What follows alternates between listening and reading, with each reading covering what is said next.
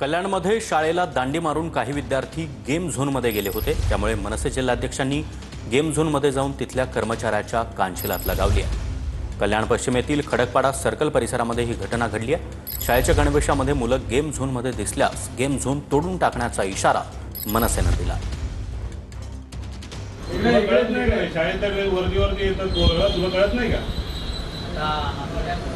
काय बोलणार म्हणजे तुम्ही तुला सांगायला ना शाळेतल्या वर्दीवर आले तुम्ही जा घरी या पिढ्या बरोबर केलं काय केलं तुला भावांचे नाही खेळायला पोरं तुमच्या गेमच्या नादापायी घरातून पैसे घेऊन निघतात शाळेत जात नाही। 4000 रुपये घेतलेत त्यांनी